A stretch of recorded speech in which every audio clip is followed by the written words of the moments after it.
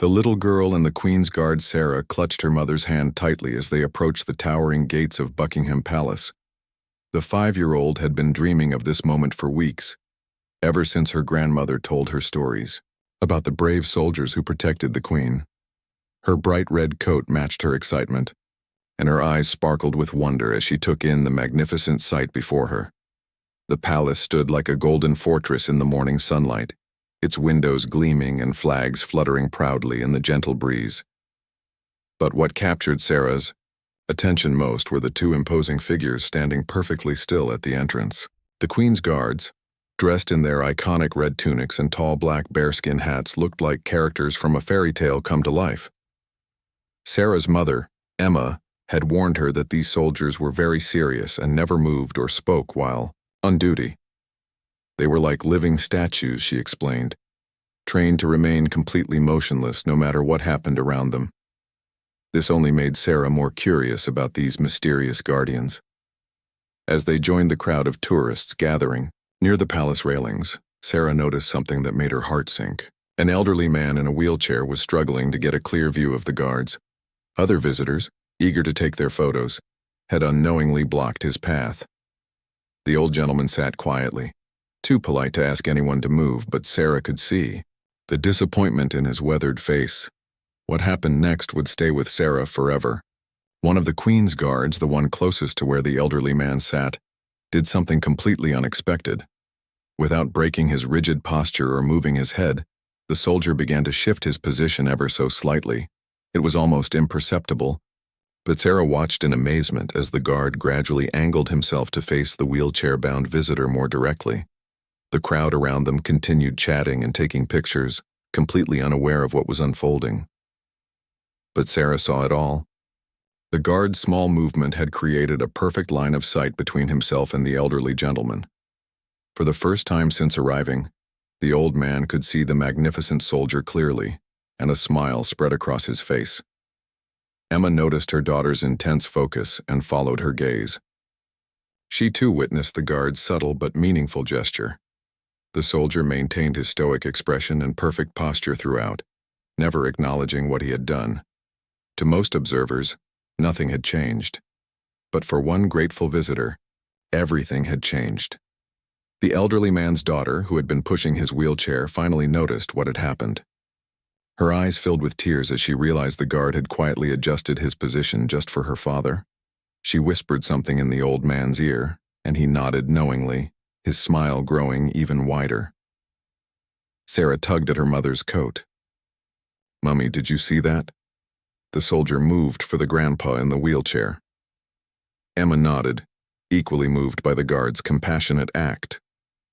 They watched as the elderly man sat up straighter in his chair, clearly feeling honored by the soldier's acknowledgement.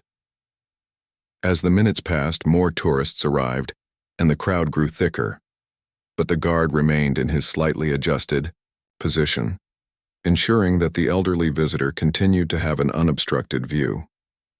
The soldier's commitment to this small act of kindness, while maintaining all his other duties, demonstrated a level of compassion that transcended his official role. When it came time for the changing of the guard ceremony, something even more remarkable occurred. As the relief guard approached, the soldier who had been showing such quiet consideration did something unprecedented. He caught the eye of his replacement and, with the slightest nod toward the elderly man, communicated the situation. The incoming guard understood immediately and took up the same thoughtful position. The ceremony proceeded with all its traditional pomp and pageantry. The guards marched with precision, their movements perfectly synchronized, their expressions stern and unwavering. But Sarah now knew there was something more beneath those stoic exteriors, hearts capable of great kindness. After the ceremony, as the crowds began to disperse, the elderly man's daughter approached the palace railings. She spoke to one of the remaining guards, thanking him on behalf of her father. The soldier, bound by protocol, could not respond verbally, but Sarah saw him give the slightest incline of his head, a gesture so small that most people would have missed it, but which conveyed volumes. As Sarah and her mother prepared to leave, the little girl looked back at the guards one more time. They stood as motionless and impressive as ever. But she now understood that beneath their ceremonial duties lay real human beings with generous hearts. The experience had taught her that true strength sometimes shows itself not through grand gestures but through small acts of consideration for others. On the walk back to their hotel, Sarah couldn't stop talking about what she had witnessed. She told her mother how the guard had been like a secret hero, helping someone without wanting any credit or recognition. Emma realized that her daughter had learned an important lesson about kindness, that the most meaningful acts are often the ones done quietly, without fanfare or expectation of reward. That evening, Sarah drew a picture of the Queen's Guard in his tall black hat, but she added something special to her drawing. Behind the soldier, she drew a rainbow, explaining to her mother that it represented all the colorful kindness hidden inside the guard's serious exterior. Years later, whenever Sarah faced a situation where she could help someone quietly, without recognition, she would remember the Queen's Guard who adjusted his position for an elderly visitor. The memory would remind her that true nobility comes not from titles or uniforms, but from the courage to show compassion when no one is watching. The story of that day became a treasured family tale, passed down and retold countless times. It served as a beautiful reminder that even in the most formal and rigid circumstances, human kindness can find a way to shine through, touching lives in ways both profound and unforgettable. The Veterans Salute. The morning mist hung low over the cobblestones of Windsor Castle as Thomas Mitchell made his way slowly toward the entrance. At 93 years old, each step required careful consideration, but determination burned bright in his weathered eyes. Today marked exactly 75 years since he had first worn the uniform of a British soldier, and he had traveled hundreds of miles to pay his respects at one of the places he held most dear. Thomas wore his old military jacket, now loose, on his frail frame, with his medals proudly displayed across his chest. Each ribbon and star told a story of courage, sacrifice, and service to his country. The Distinguished Service Medal caught the early sunlight, a testament to his bravery. During the Normandy landings, his walking stick, carved from oak, bore the insignia of his regiment, a reminder of bonds forged in the heat of battle that time could never break. As he approached the castle gates, Thomas could see the familiar sight of the Queen's Guard, standing at attention. These young soldiers, in their pristine red tunics and towering bearskin hats, represented the continuation of a tradition Thomas had once been part of. He paused for a moment, memories flooding back of his own days standing guard, protecting what mattered most to his nation. The guard on duty was Guardsman James Patterson, a 24-year-old soldier who had joined the Queen's Guard just 2 years earlier. James took immense pride in his role, understanding the weight of responsibility that came with protecting the royal family. He had been trained to remain absolutely motionless during his duty, to ignore distractions, and to maintain the dignified bearing expected of the Queen's Guard.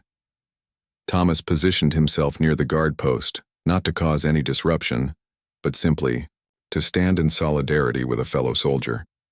He straightened his back as much as his aged spine would allow, and brought his walking stick to his side in a military manner. The old veteran's eyes met those of the young guardsman for just a moment, and in that brief exchange, decades of shared military tradition passed between them. James noticed the old man's medals immediately. His trained eye could identify each one.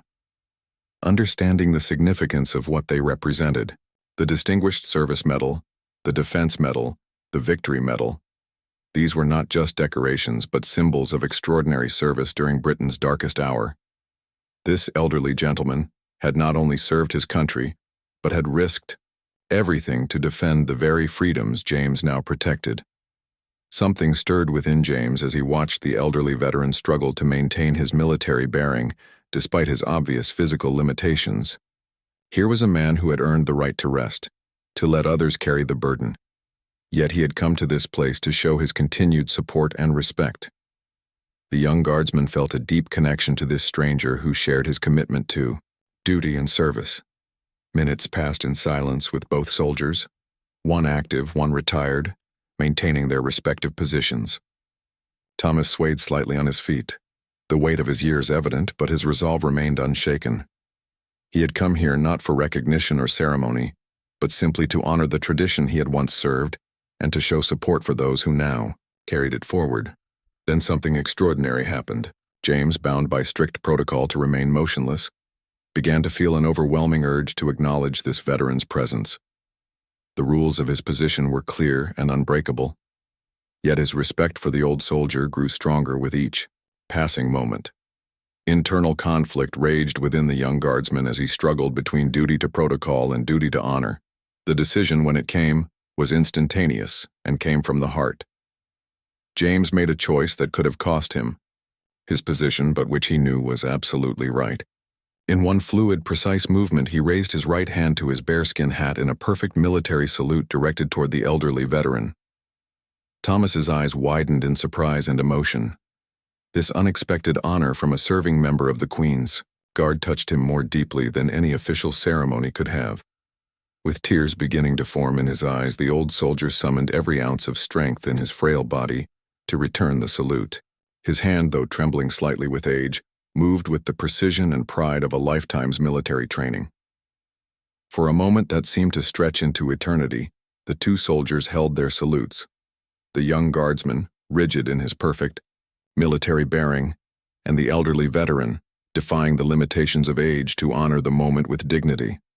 Around them, the world continued its busy pace, but in that space between them, time seemed suspended in recognition of their shared bond. Other visitors to the castle began to notice what was happening. A hush fell over the nearby crowd as people realized they were witnessing something special. Some raised their phones to capture the moment, while others simply watched in respectful silence, instinctively understanding the significance of what they were seeing. James held the salute longer than protocol would typically allow, wanting to ensure that this veteran received the full honor he deserved. When he finally lowered his hand, he did so with the same precision with which he had raised it, his eyes never leaving those of the elderly gentleman. Thomas, overwhelmed by emotion, struggled to lower his own salute. The simple gesture from the young guardsman had validated a lifetime of service and sacrifice. As his hand finally came down, he mouthed the words, "Thank you," to James, who, despite his required stoic expression, conveyed his own gratitude through the slightest nod of acknowledgement. The crowd that had gathered began to disperse, many wiping away tears of their own after witnessing this powerful exchange. Thomas remained for a few more minutes, standing as straight as he could manage, drawing strength from the presence of the young soldier who had honored him so gracefully. When Thomas finally turned to leave, he walked with a renewed sense of purpose. The salute he had received that day reminded him that his service had mattered, that the sacrifices he and his comrades had made were remembered and respected. The young guardsman had given him a gift more precious than any medal, the knowledge that the values he had fought for continued to live on in a new generation. James continued his duty shift with a profound sense of pride, not just in his role as Queen's Guard, but in his connection to the long line of soldiers who had served before him. The elderly veteran had reminded him that he was part of something much larger than himself, a tradition of service that stretched back through generations of brave men and women who had put their country before themselves. The lost child's guardian. Angel, the afternoon sun beat down mercilessly on the courtyard of Buckingham Palace as thousands of tourists milled about, cameras clicking and voices chattering in dozens of languages. It was the peak of summer tourist season, and the crowds were thicker than usual. Among the sea of visitors, a small figure in a bright yellow sundress had become separated from her family, though she didn't yet realize the gravity of her situation. 8-year-old Lucy Chen had been fascinated by a street performer near the palace gates when her parents and older brother had moved on, assuming she was right behind them. When she looked up from the juggling act, expecting to see her family's familiar faces, she found herself surrounded by strangers. Panic began to set in as the reality of her situation became clear. She was completely alone in one of the busiest places in London. Standing at his post near the palace entrance was Guardsman Michael Thompson, a veteran of the Queen's Guard with 5 years of experience. Michael had seen almost everything during his time on duty. Tourists trying to make him laugh, protesters attempting to disrupt ceremonies, and even the occasional pickpocket working the crowds. But nothing had prepared him for the sight of a small girl standing frozen with fear just a few feet from his position. Lucy's eyes darted frantically through the crowd, searching for any sign of her family. Her lower lip began to tremble as tears threatened to spill down her cheeks. She took a few hesitant steps in different directions, but each movement only seemed to take her further from where she thought her parents might be. The bustling crowd, that had seemed exciting moments before, now felt overwhelming and frightening. Michael noticed the child's distress immediately. His training demanded that he maintain his position and remain motionless, but every instinct he possessed as a human being urged him to help this frightened little girl.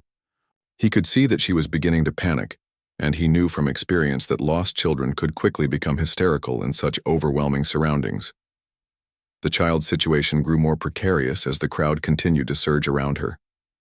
Taller adults focused on their own sightseeing were oblivious to the small girl among them. Lucy was getting jostled and pushed as people moved past her, and Michael could see her becoming more frightened with each passing moment. Then something remarkable happened. Michael made a decision that went against every rule of his position, but aligned perfectly with his conscience. While maintaining his rigid military posture, he began to speak in a soft, gentle voice that only Lucy could hear. "Hello there, little one," he said, his lips barely moving, his voice barely above a whisper. "Don't be afraid. I can see you're lost, but you're safe now." Lucy looked up in amazement at the tall soldier in his magnificent red uniform. She had been told that these guards never spoke, yet here was one talking directly to her.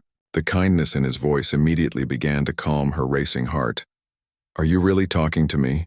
she whispered back, her voice shaky but curious.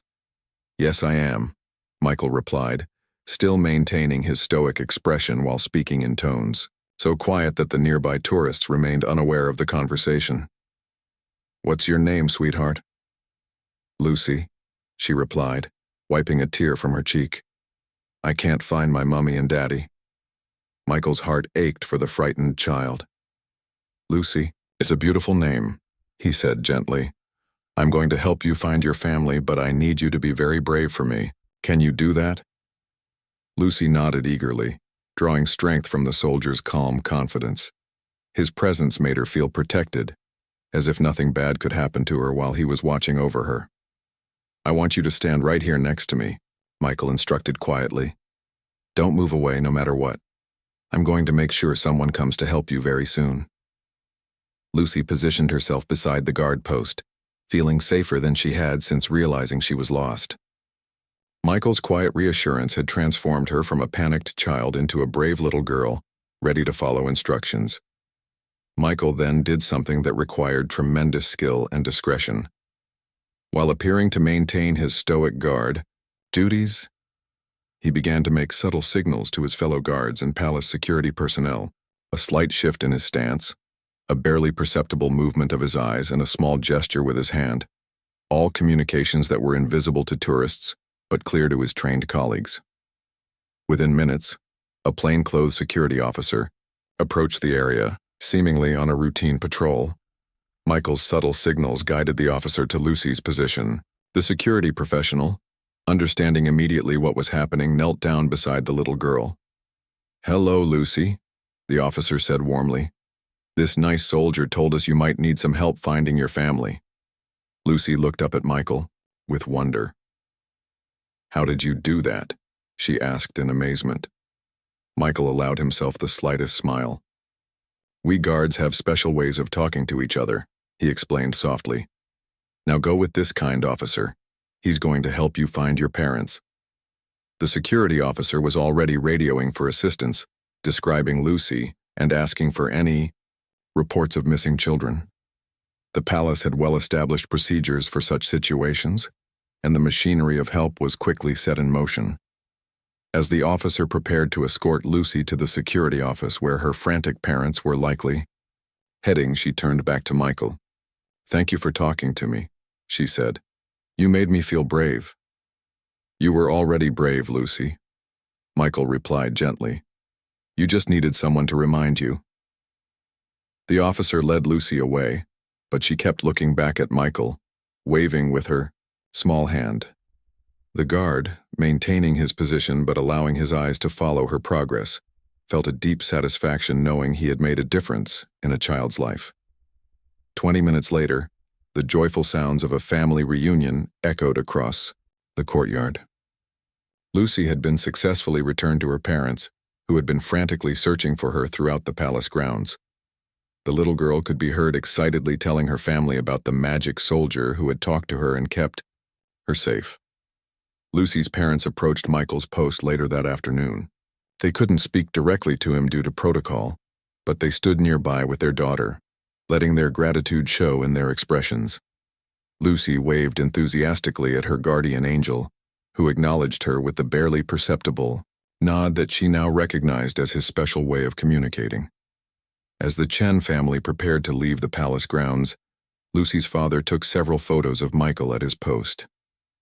They would later frame one of these pictures, with Lucy often telling visitors the story of how a Queen's Guard had broken the rules to keep her safe when she needed help most. That evening, Michael reported the incident to his superior officers. Rather than facing discipline for breaking protocol, he was commended for his discretion and quick thinking in ensuring a child's safety while maintaining the dignity of his position. The story of Lucy and her guardian angel spread among the palace staff, becoming one of those special tales that reminded everyone why they took pride in their roles. It demonstrated that even within the most formal traditions, there was always room for human kindness and compassion. For Michael, the incident reinforced why he had chosen to serve as a Queen's Guard. Yes, he protected buildings and ceremonies, but ultimately he protected people. Sometimes that meant standing motionless for hours, and sometimes it meant whispering gentle words to a frightened child who needed to know she wasn't alone. The rain, the rose, and the remembrance. The November rain fell steadily on the grounds of Windsor Castle, turning the ancient stones dark and creating small rivers that wound their way between the cobblestones. Most tourists had sought shelter in nearby cafes and shops, leaving the usually bustling courtyard nearly deserted. But one figure remained, seemingly oblivious to the weather that had driven everyone else away. Margaret Whitfield stood motionless before the castle gates, clutching a single white rose in her weathered hands. At 78 years old, she cut a fragile figure against the imposing backdrop of the medieval fortress, her gray hair plastered to her head by the persistent rain. Her simple black coat offered little protection from the elements, but she showed no intention of seeking shelter. Standing guard at his post was Lance Corporal David Reed, a member of the Coldstream Guards who had been on duty for nearly 2 hours. The rain had soaked through his bearskin hat and was beginning to seep beneath his collar, but his training demanded that he remain at his position regardless of weather conditions. He had noticed the elderly woman's arrival 30 minutes earlier, and had watched with growing concern as she remained motionless in the downpour. Margaret's eyes were fixed on a specific spot on the castle wall, though to casual observers nothing distinguished this section from any other. But for her, this place held profound significance. It was here, 63 years ago, that she had said goodbye to her husband James before his deployment to Cyprus. He had been a young guardsman then, proud and handsome in his dress uniform, promising to return home safely to begin their life together. The white rose she carried had been James's favorite flower. He had given her a bouquet of white roses on their wedding day, explaining that they represented new beginnings and eternal love. Every year since his death in service to his country, Margaret had brought a single white rose to this place on the anniversary of their last meeting.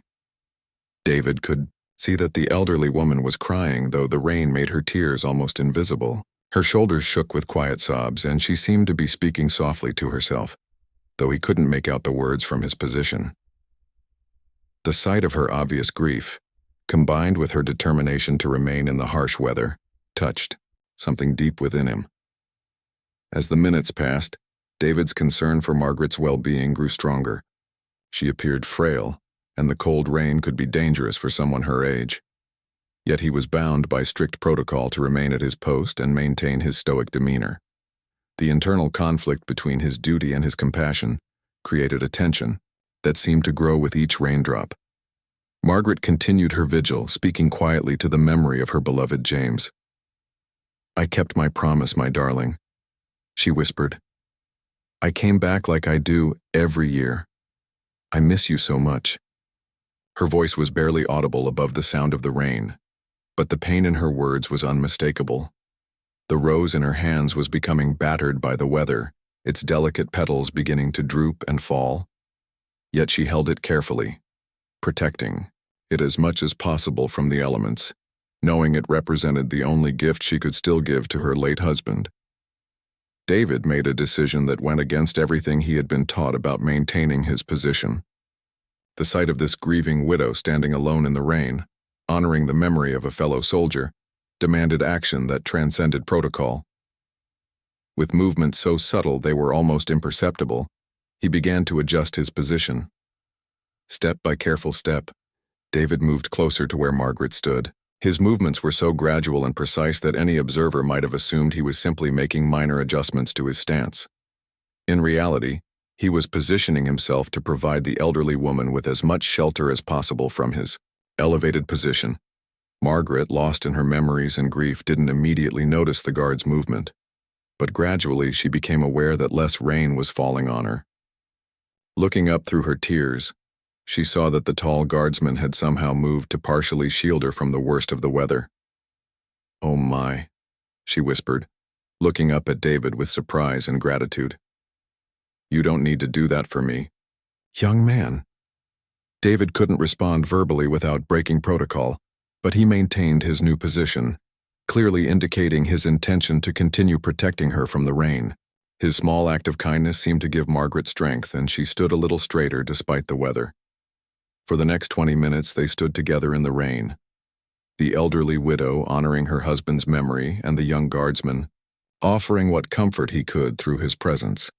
The scene would have appeared unusual to any observer, but there was something profoundly moving about the solidarity between the grieving woman and the soldier who understood the weight of service and sacrifice. As Margaret prepared to place her rose at the base of the wall where she and James had shared their final embrace, something extraordinary happened. David, while maintaining his rigid military bearing, managed to catch several of the falling petals from her weather-beaten rose. With movements so subtle they were barely visible, he gathered these precious fragments of her tribute.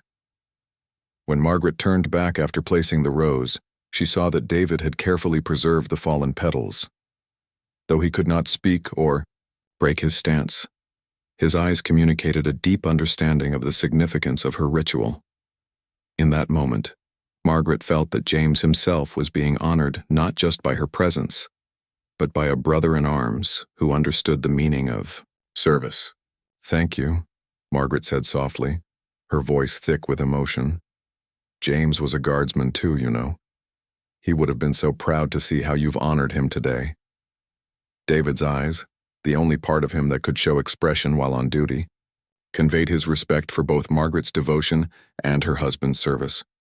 Though he had never known James Whitfield, he felt a deep connection to this fellow soldier, whose memory was being kept alive by such touching faithfulness. As Margaret finally prepared to leave, she looked up at David one more time.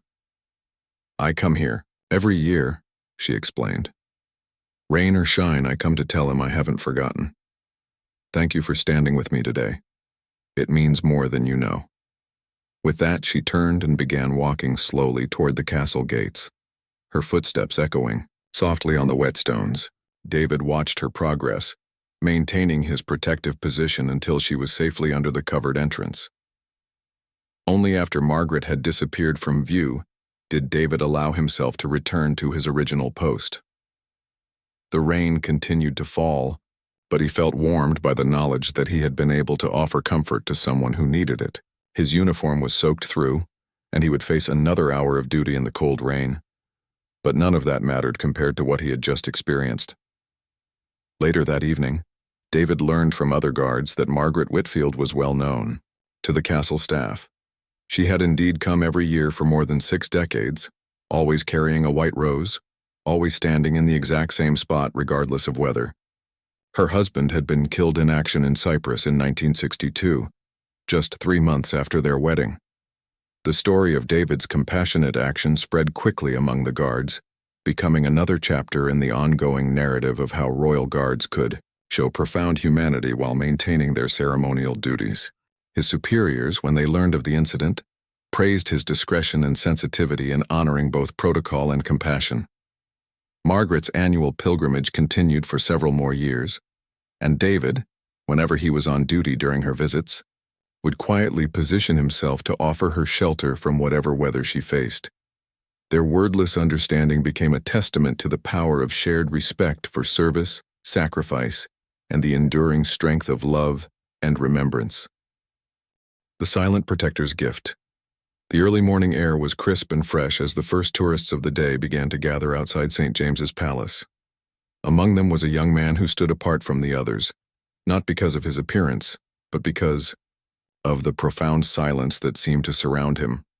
22-year-old Daniel Kumar had been deaf since birth, but his fascination with military history and the traditions of the Royal Guards had brought him to London from his home in Mumbai.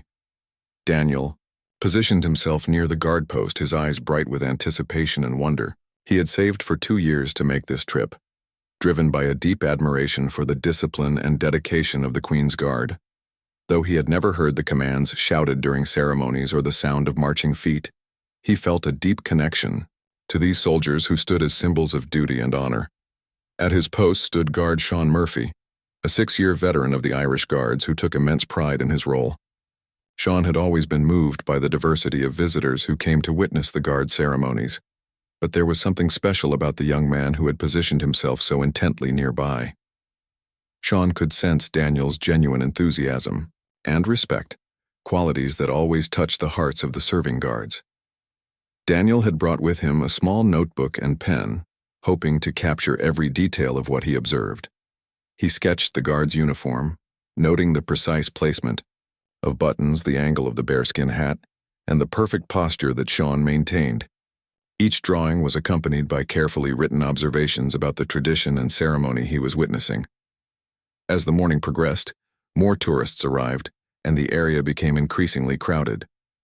Daniel, unable to hear the conversations and movement around him, found himself gradually pushed toward the back of the growing crowd. His smaller stature meant that his view of the guard was becoming increasingly obstructed, but he continued to crane his neck, trying to catch glimpses of Sean through the gaps between taller visitors. Sean noticed Daniel's predicament immediately. The young man's genuine interest and respectful demeanor had caught the guard's attention early in his shift, and Sean had been quietly pleased to see such sincere appreciation for the traditions he represented. Now watching Daniel struggle to maintain his view, Sean felt a growing desire to help. The situation worsened as a group of particularly tall tourists positioned themselves directly in front of Daniel, completely blocking his view of the guard post. Daniel's disappointment was visible, but he remained polite and patient, not wanting to push through the crowd or cause any disturbance. He simply stood on his tiptoes, hoping for occasional glimpses of the ceremony he had traveled so far to see. Sean made a decision that demonstrated the kind of compassion that existed beneath his stoic exterior. While maintaining his rigid military bearing, he began to make subtle adjustments to his position. These movements were so gradual and precise that most observers wouldn't notice them, but they had a specific purpose: to create a clear line of sight between himself and the young man at the back of the crowd. Daniel's eyes widened with surprise and gratitude as he suddenly found himself with a perfect view of the guard. He looked around, wondering if the crowd had moved, before realizing that Sean had adjusted his position specifically for him. The young man's face lit up with joy, and he quickly returned to his notebook, sketching and writing with renewed enthusiasm. But Sean wasn't finished with his acts of kindness. Throughout the morning, he continued to make small adjustments to ensure Daniel maintained his clear view, even as the crowd shifted and changed around them. Each movement was carefully calculated to appear as natural adjustments while actually serving to keep the young visitor engaged with the ceremony. Daniel, recognizing what was happening, felt overwhelming gratitude toward this soldier who was showing him such consideration. He had experienced kindness from strangers before, but this was different. This was a professional, bound by strict protocols, going out of his way to ensure a deaf visitor could fully appreciate the tradition he had come so far to witness. When the changing of the guard ceremony began, Sean faced a challenge. The formal procession would require him to move from his current position, potentially breaking the connection he had established with Daniel. But the experienced guardsman had anticipated this and had a plan. As the ceremony commenced, Sean managed to communicate with his replacement through subtle military signals that were invisible to the public, but clear to another trained guard. He indicated Daniel's position in the crowd and the importance of maintaining the young man's view. The incoming guard, understanding immediately, positioned himself to continue Sean's thoughtful accommodation. Daniel watched in amazement as the ceremony unfolded before him with perfect clarity. The precision of the guard's movements, the ceremony's formal beauty, and the tradition's weight all combined to create an experience that exceeded his highest expectations. He sketched frantically, trying to capture every moment, every detail of what he was witnessing. As the ceremony concluded and the crowds began to disperse, Daniel approached the area near Sean's new position. He had written something in his notebook and wanted to share it with the guard who had shown him such kindness. Though he knew Sean couldn't break protocol to respond, Daniel felt compelled to express his gratitude. He held up his notebook, showing Sean a page where he had written in careful English, "Thank you for your kindness, you made my dream come true. Your respect for visitors shows the true spirit of service." Below the message was a detailed sketch of Sean at his post, drawn with obvious skill and deep appreciation. Sean, though required to maintain his stoic expression, felt deeply moved by Daniel's message. The young man's gratitude and the quality of his artwork demonstrated just how much the morning's experience had meant to him. Sean managed to give the slightest nod of acknowledgement, a gesture that conveyed his own gratitude for Daniel's respectful appreciation. Daniel spent a few more minutes near the guard post, completing his sketches and observations. He had filled several pages of his notebook with detailed drawings and thoughtful commentary about the ceremony, the traditions, and the dedication of the guards he had observed. Each page reflected not just artistic skill, but deep respect for the military tradition he had witnessed. Before leaving, Daniel did something that surprised everyone who witnessed it. He carefully tore out his best sketch of Sean from his notebook, a detailed and respectful portrait that captured both the guard's dignity and his humanity. He placed it at the base of the guard post, weighted down with a small stone to prevent it from blowing away. Sean watched this gesture with profound emotion. In all his years of service, he had received many thanks from visitors, but never anything quite like this. The sketch represented hours of careful observation and artistic effort, given freely as an expression of gratitude and respect. The morning of June 15th dawned bright and clear, with golden sunlight streaming across the grounds of Windsor Castle. It should have been the happiest day of Rebecca Patterson's life. She had planned every detail of this moment for over a year, dreaming of the perfect wedding photographs against the backdrop of one of England's most magnificent royal residences. Rebecca and her fiancé Mark had traveled from their home in Yorkshire to London for their wedding, choosing to have their ceremony at a small church near Windsor so they could take their wedding photos at the castle afterward. It was Rebecca's childhood dream, inspired by fairy tales and royal weddings she had watched on television. She had even chosen her dress specifically to complement the castle's ancient stones and majestic architecture. But as their wedding party arrived at the castle grounds, Rebecca's dream began to crumble. Her wedding dress, an heirloom that had belonged to her grandmother, had suffered a devastating accident during the journey. A coffee spill in the car had left a large dark stain across the front of the delicate ivory silk, and despite their best efforts with tissues and water, the damage was unmistakable and heartbreaking. Rebecca stood near the castle gates, tears streaming down her face as she surveyed the ruined dress. This wasn't just any gown. It was a piece of family history that had been worn by 3 generations of women in her family. Her grandmother had worn it in 1952, her mother in 1978, and now it was supposed to be Rebecca's turn to continue the tradition. "We can find another dress," Mark said desperately, trying to comfort his new bride. "There must be shops nearby that have something suitable." But Rebecca shook her head, overwhelmed by disappointment. "It won't be the same," she sobbed. "This dress connects me to my grandmother and my mother. I wanted them to be part of our special day even though they're no longer with us. Standing at his post near the castle entrance was Guardsman Robert Hayes, a 28-year-old soldier who had been serving with the Grenadier Guards for 7 years. Robert had witnessed many emotional moments during his time on duty. Joyful tourists, overwhelmed veterans, excited children meeting their heroes. But the sight of this bride in distress on what should have been her happiest day struck him particularly deeply. Robert could hear every word of the conversation, and his heart went out to the young couple. He understood the significance of family, traditions, and the importance of honoring those who had come before. His own family had a long military tradition, with his grandfather, father, and uncle all having served in various regiments.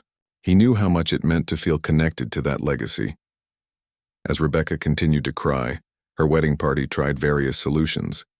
They attempted to clean the stain with borrowed napkins and bottled water, but the damage was too extensive. The photographer suggested different angles and poses that might hide the worst of the stain, but everyone could see that Rebecca's joy had been overshadowed by the disaster. Robert found himself facing a dilemma that went to the core of who he was as both a soldier and a human being. His training demanded that he remain at his post, maintain his composure, and avoid any interaction with the public that might compromise his dignity or that of his position. But watching this bride's heartbreak unfold before him created an internal struggle between duty and compassion. The decision, when it came, surprised even Robert himself. Making sure his fellow guards could cover his position, he did something unprecedented in his 7 years of service. He stepped away from his post and approached the distressed wedding party. "Excuse me," he said gently, his voice carrying the authority of his position but tempered with genuine kindness.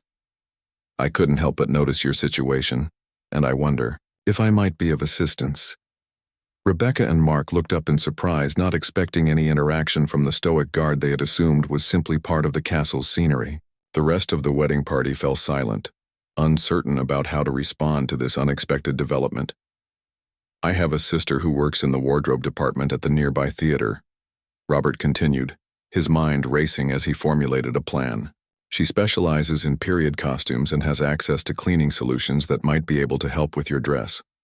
More importantly, she has extensive experience in emergency costume repairs." Rebecca's eyes widened with hope. "Do you really think she could help?" she asked, hardly daring to believe that this royal guard was offering assistance. Robert nodded decisively. "I'm going to call her right now. She's worked miracles before with much worse damage than this. If anyone can restore your grandmother's dress, it's Sarah." What happened next would become the stuff of wedding legend in the Hayes and Patterson families. Robert used his personal phone to call his sister, explaining the situation with urgency and compassion. Sarah, who had inherited the family tendency toward helping others, immediately agreed to meet them at her theater workshop, which was only a 15-minute drive from the castle. "She'll meet you there in 20 minutes, Robert told the relieved wedding party. "She's bringing her emergency kit and says she's confident she can at least make the stain much less noticeable, if not remove it entirely." But Robert wasn't finished with his acts of kindness. Recognizing that time was crucial and that the wedding party was unfamiliar with the area, he did something that would have shocked his commanding officers. He arranged for his break to coincide with their departure and offered to escort them, personally, to his sister's workshop.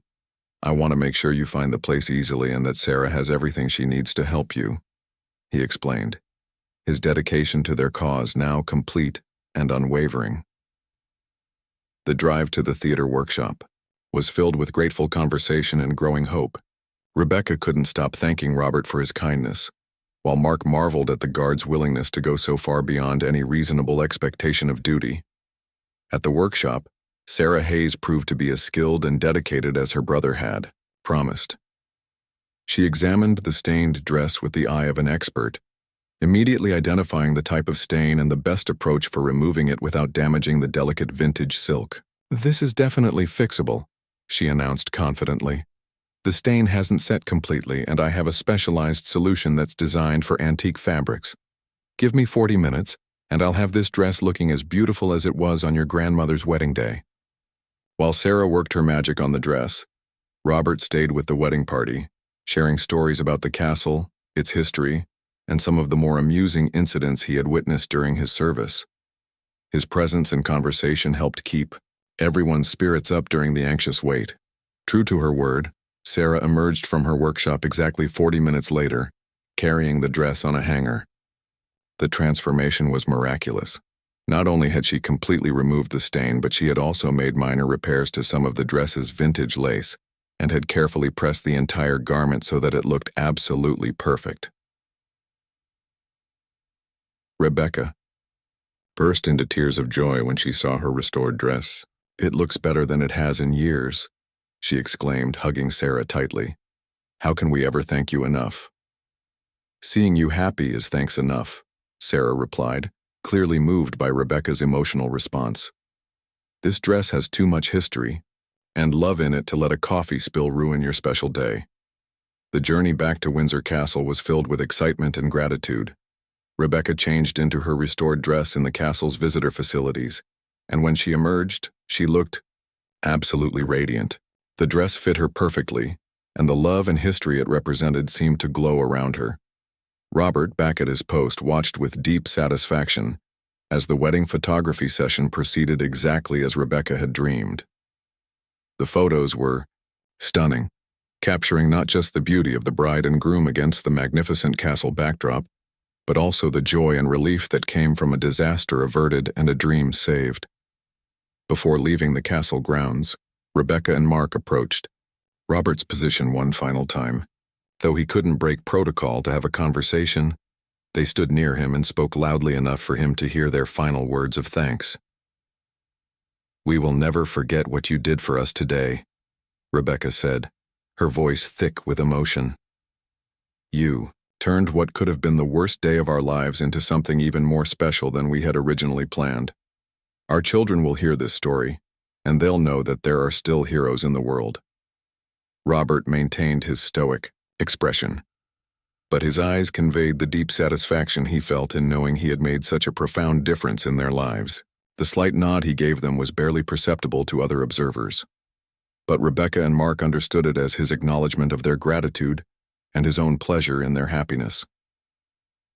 The wedding photos from that day became treasured family heirlooms, but the most precious picture was one that Sarah had quietly taken during the dress restoration process.